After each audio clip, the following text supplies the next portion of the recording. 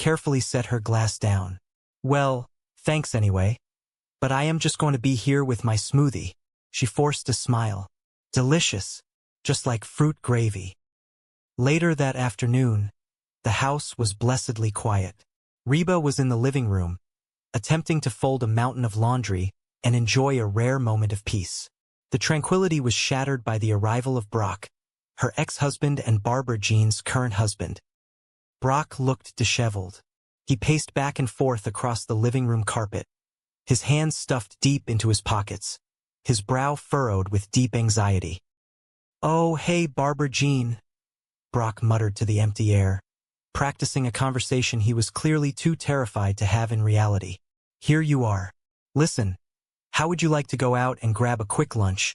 Just the two of us?" He paused, playing the part of his wife. "Oh, honey, I cannot. I am going to the gym." He switched back to himself, his voice pleading. "Well, cannot you skip it just this once? Come on. I will take you to that romantic French place you like so much." He sighed heavily, answering for her again. "Really? Skip the gym and eat French food? No confondu bras." Brock collapsed onto the sofa next to Reba's laundry basket, burying his face in his hands. "Man, she blew me off again. All she wants to do is go down to the gym and spend time with Jordan, her trainer." Reba continued folding a towel, trying to maintain an air of absolute neutrality. "Exactly." Brock looked up, his eyes wide with insecurity. "Frankly, I like the new but the new attitude not so much." Reba could not help herself. She paused her folding and looked at him, a slow, sarcastic smile spreading across her face. "Oh, that is really funny coming from the old but." Brock ignored the jab. He was too consumed by his own paranoia. He stood up and began pacing again, mimicking his wife's bubbly tone. "Jordan is so great. Jordan is so toned and funny." He stopped, turning to Reba with a look of absolute conviction. "Well, I got news for you. Nobody is toned and funny." Reba sighed, setting the folded towel onto the stack. "Brock, you are overreacting." "Oh, really?" Brock challenged, his voice rising in panic. "Yeah, I think she might be having an affair with this guy. Barbara Jean with her trainer?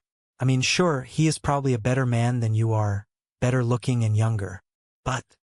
He stopped pacing and looked directly at Reba, his eyes pleading. "That is it. Reba, I need you to help me out. I want you to go down to the gym and see if there is anything going on. You know, spy on him for me." Reba dropped the shirt she was holding. She stared at her ex-husband as if he had just sprouted a second head. "No way. You know, Barbara Jean may have a long list of faults." She pointed a finger at him for emphasis. "And I have that list if you need a copy. But she is nothing if not faithful." "Yeah, right?" Brock scoffed, running a hand through his hair. "Up until now. But now that she is thin and hot, she has all kinds of options." Reba felt a pang of unexpected sympathy for the man. He looked genuinely terrified of losing the woman he had left Reba for. It was a pathetic, yet deeply human, display of vulnerability. "Look, Brock," Reba said softly, her voice losing its sarcastic edge. "If it is worrying you that much, be honest with her. Tell her how you feel. Tell her that you just need a hug every now and then." Brock stared at her for a long moment, processing the advice. Then, a look of profound realization washed over his face. "Oh, now, there is a great idea," he said, his voice dripping with heavy sarcasm. "See? Why, since my competition is a macho, muscular dude, I should go the other way and appear all weak and whiny. Your solutions are ridiculous. Reba makes me to spy on those.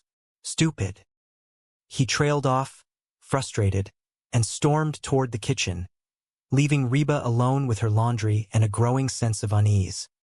Reba picked up her glass of green smoothie, which had separated into questionable layers of sludge and water. "Hard to believe they are supposed to be good for you," she muttered to herself. She decided a walk was necessary. Not a power walk, just a regular clearing-the-mind stroll. As she stepped out onto the porch, she found Van sitting on the steps, staring out at the neighborhood with a philosophical expression.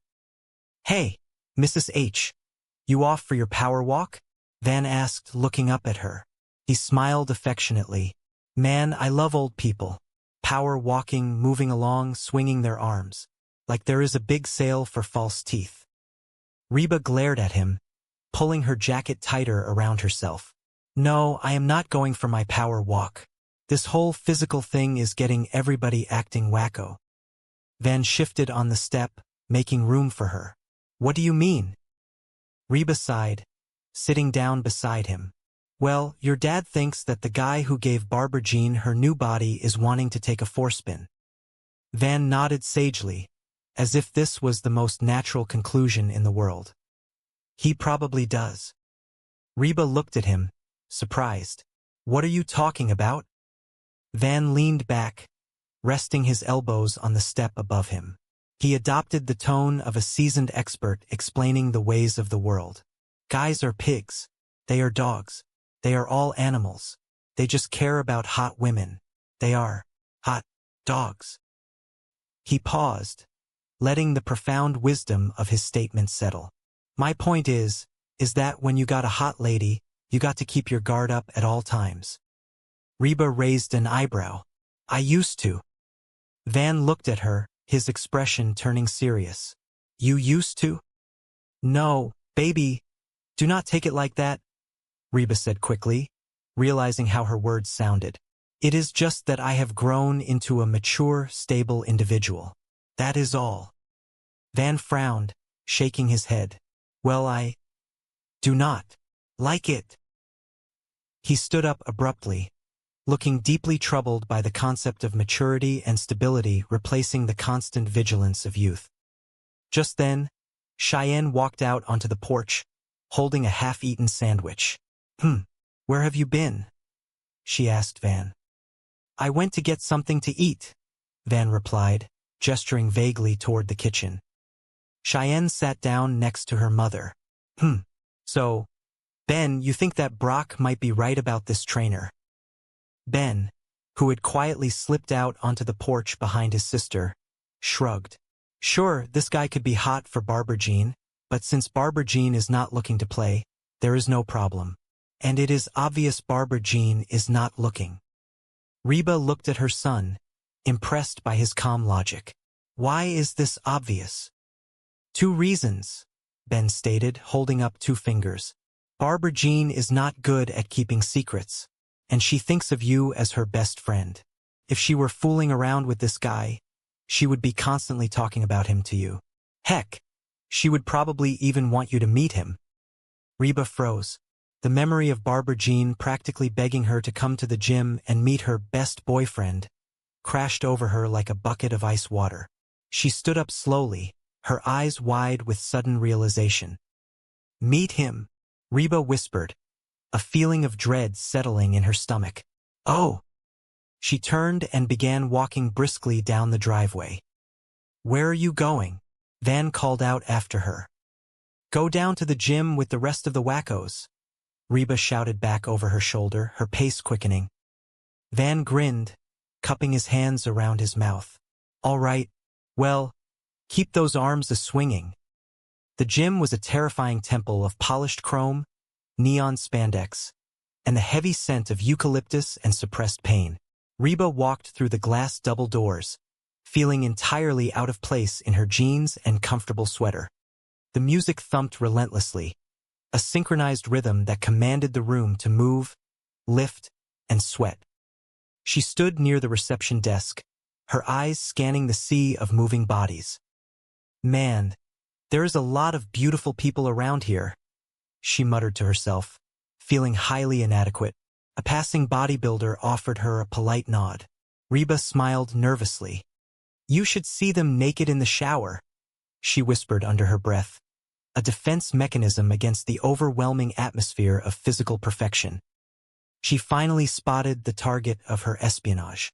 Over in the free weight section, standing on a padded blue mat, was Barbara Jean.